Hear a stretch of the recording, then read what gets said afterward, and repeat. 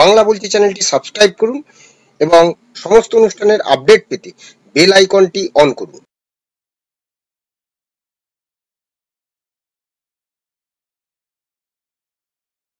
নমস্কার, বাংলা বলছি চ্যানেলে আপনাদের স্বাগত। আমি বিপ্লব দাস বলছি।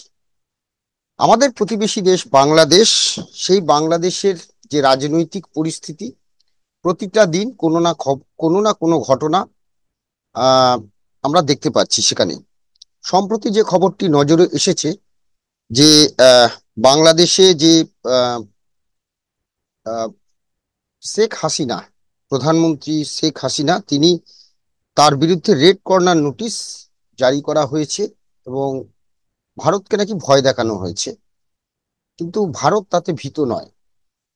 তো তার থেকে আরেকটি বড় খবর সেটি হচ্ছে যে গত 5ই আগস্ট সেনা বিদ্রোহের পর, সেনা বিদ্রোহ এবং দেশে যে ছাত্র আন্দোলন, সেই ছাত্র আন্দোলনে প্রধানমন্ত্রী শেখ হাসিনা তিনি দেশ ছেড়ে চলে আসেন আমাদের এই ভারতে। তিনি এখন দিল্লিতে রয়েছেন। কিন্তু আহ এর পরেই যে মোহাম্মদ ইউনূসের নেতৃত্বে একটি অন্তর্বর্তী সরকার স্থাপিত হয়েছে এবং 3 মাসের মধ্যে তার নির্বাচনের কথা বলা হয়েছিল। কিন্তু সম্প্রতি একটি রিপোর্ট এসেছে, যে রিপোর্টটি বাংলাদেশের এখন যারা, অর্থাৎ আওয়ামী লীগ বিরোধী দল যারা, অর্থাৎ বিএনপি, জাতীয় পার্টি, তারপরে জামায়াতে ইসলামী, এই যে হ্যাঁ এই যে দলগুলো, এই দলগুলো কিন্তু দেখা যাচ্ছে নির্বাচন নিয়ে খুব একটা আর কথা বলছেন না। গত 8 নভেম্বরে একটি রিপোর্ট, এবং যে রিপোর্টটি এই তিন যে দল, বিরোধী দল, অর্থাৎ আওয়ামী লীগের যে সরকার ছিল তাদের যে বিরোধী 3 দল, প্রধান দল জামাতে ইসলামী, বিএনপি এবং আহ, আহ, জাতীয় পার্টি, এদের কাছে পাঠানো হয়েছে। তাতে দেখা যাচ্ছে যে যদি আবার নির্বাচন হয়, অর্থাৎ 3 মাসের মধ্যে যদি নির্বাচন হয়, তাহলে দেখা যাচ্ছে যে ফের ক্ষমতায় আসতে চলেছেন শেখ হাসিনার দল আওয়ামী লীগ।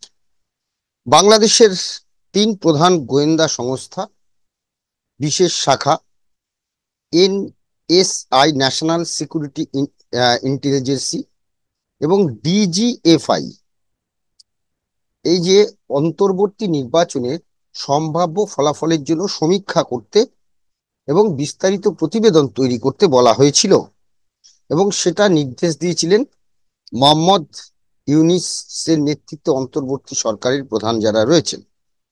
8ই নভেম্বর এই সংস্থাগুলি অন্তর্বর্তী সরকারের রিপোর্ট পেশ করেছে বলে জানা যাচ্ছে, এবং সেখানে আহ দেখা যাচ্ছে যে ফেব্রুয়ারির মধ্যে যদি, আগামী 2025 সালে ফেব্রুয়ারির মধ্যে যদি নির্বাচন হয়, তাহলে আওয়ামী লীগ 160 থেকে 170টি আসন পেতে পারে, বিএনপি অর্থাৎ বাংলাদেশ ন্যাশনাল পার্টি পেতে পারে 80 থেকে 90টি আসন, জামায়াত ইসলামী 20 থেকে 35টি আসন, এবং ন্যাশনাল পার্টি, জাতীয় পার্টি পেতে পারে 5 থেকে 10টি আসন।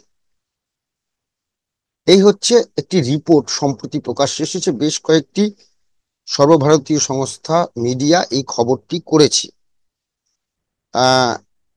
এবং আওয়ামী লীগ ক্ষমতায় ফেরার সম্ভাবনা নিয়ে গোয়েন্দা সংস্থার প্রতিবেদনে বলা হয়েছে, শেখ হাসিনার বিরুদ্ধে বিরোধীদের আন্দোলন ছিল মূলত শহরাঞ্চলে নাকি সীমাবদ্ধ ছিল, এবং সেই আন্দোলন শুরু হয়েছিল যে যারা স্বাধীনতা সংগ্রামীদের পরিবারে চাকরি, এই একটা ইস্যুতে সেটা শুরু হয়েছিল, এবং সেটা গিয়ে শেখ হাসিনা বিরোধী এবং যেভাবে সেই আন্দোলন আহ তৈরি হলো, এবং সেই আন্দোলনের ফলে হাসিনাকে পদচ্যুত হয়ে, তাকে মানে সাধারণ মানুষ পদচ্যুত করলো বলা যায়, তাকে দেশ ছেড়ে পালাতে বাধ্য হলো, এবং তিনি আমাদের এই দেশে এসেছেন। কিন্তু যা জানা যাচ্ছে যে গত 3টি টার্মে শেখ হাসিনা যে সরকারে ছিলেন গত 15 বছরে, সেখানে গ্রামাঞ্চলে ব্যাপক উন্নয়ন হয়েছে, এবং দরিদ্রদের অর্থনৈতিক অবস্থার উন্নয়ন হয়েছে। এবং হাসিনার বিরুদ্ধে যে আন্দোলন সংগঠিত হয়েছিল, সেই আন্দোলন কিন্তু একটা শহর কেন্দ্রিক আন্দোলন ছিল, এবং সেই আন্দোলন কিন্তু গ্রামাঞ্চলে ততটা প্রভাব ফেলেনি। এটাই এই তিন সংস্থা, অর্থাৎ মোহাম্মদ ইউনিস তার যে অন্তর্বর্তী সরকার নির্দেশ দিয়েছিল বাংলাদেশের তিনটি গোয়েন্দা সংস্থাকে, তারা যে সমীক্ষা, যে প্রতিবেদন তৈরি করেছে, তাতে তারা এই বিষয়গুলো তুলে ধরেছে যে কেন হাসিনার দল, যদি নির্বাচন হয় 3 মাসের মধ্যে, তাহলে ফের হাসিনার দল সব থেকে বেশি আসন পাবে। এবং যেটা জানা যাচ্ছে যে এই 15 বছরে, গত 15 বছরে গ্রামীণ এলাকায় ব্যাপক উন্নতি হয়েছে এবং দরিদ্রদের অর্থনৈতিক অবস্থার উন্নতি হয়েছে। এতে করে গ্রামীণ ভোটাররা আওয়ামী লীগ সরকারের প্রতি কৃতজ্ঞ এবং তারা চায় যে আওয়ামী লীগ সরকারই ক্ষমতায় থাকুক বাংলাদেশে। এবং সেই সঙ্গে প্রতিবেদনে আরো বলা হয়েছে যে অন্তর্বর্তীকালীন যে সরকার, অর্থাৎ বর্তমানে ইউনিস সরকার, মোহাম্মদ ইউনিসের নেতৃত্বে যে অন্তর্বর্তীকালীন সরকার, এবং অসাম্যের বিরুদ্ধে ছাত্র আন্দোলন যেভাবে মুক্তিযুদ্ধ এবং বাংলাদেশের প্রতিষ্ঠাতা বঙ্গবন্ধু শেখ মুজিবুর রহমানকে ধ্বংস করার চেষ্টা করেছে, তা কিন্তু বেশিরভাগ মানুষ সহ্য করতে পারছে না। অনেকে এই আন্দোলনের সঙ্গে থাকলেও কিন্তু তারা এই যে বঙ্গবন্ধু এবং শেখ মুজিবুর রহমানকে ধ্বংস করার যে একটা চেষ্টা, তা কিন্তু তারা মেনে নিচ্ছেন না। সেই সঙ্গে বর্তমানে যে অন্তর্বর্তী সরকার চলছে গত প্রায় 3 মাস ধরে, সেই অন্তর্বর্তী সরকারে আহ যে সাধারণ মানুষের মানে জীবনযাপনের নাভিশ্বাস উঠেছে। বিশেষ করে নিত্য প্রয়োজনীয় জিনিসপত্রের দাম আকাশ ছোঁয়া। গত 3 মাসে নিত্য প্রয়োজনীয় জিনিসের দাম 25 থেকে 30% বেড়েছে এবং এতে সাধারণ মানুষ ভীষণ ক্ষুব্ধ হচ্ছে। সেই সঙ্গে আইন শৃঙ্খলা পরিস্থিতি খুব খারাপ। এবং শুধু তাই না, ব্যবসা বাণিজ্য তো বটেই, বহু কলকারখানা বন্ধ হয়ে গেছে, মানুষের রুটি রুজি একটা প্রশ্নের মুখে, বহু মানুষ বেকার হয়ে পড়েছেন।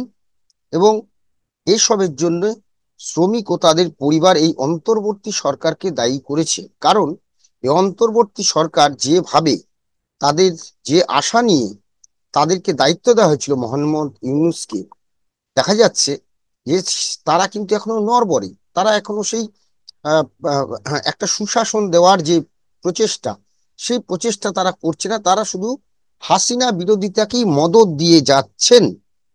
এবং এই কারণে আইন শৃঙ্খলা পরিস্থিতি গুরুতর হয়ে উঠেছে। আওয়ামী লীগের শাসনকালে যে একটা বড় অভিযোগ ছিল, আইন শৃঙ্খলা একটা জায়গায় থাকলেও কিন্তু বহু জুলুম, চাঁদা চাওয়া, এই এই বিষয়গুলো একটা অভিযোগ ছিল। কিন্তু এখন দেখা যাচ্ছে যে এই তুলনায় এখন সেগুলো আরো বেড়ে গেছে। অর্থাৎ এই অন্তর্বর্তীকালীন সরকারে সেগুলো আরো বেড়েছে। সাধারণ মানুষ থেকে তোলাবাজি চলছে এবং তাতে বড় ভূমিকা নিচ্ছে বিএনপি থেকে শুরু করে অন্যান্য যে সমস্ত দল রয়েছে তারা। এ কারণে জনসাধারণ বিপর্যস্ত, ভীষণ বিপর্যস্ত হয়ে পড়েছে।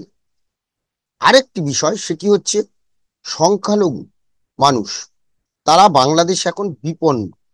তারা নিজেদের নিরাপত্তাহীনতায় ভুগছেন, সংখ্যালঘু মানুষ।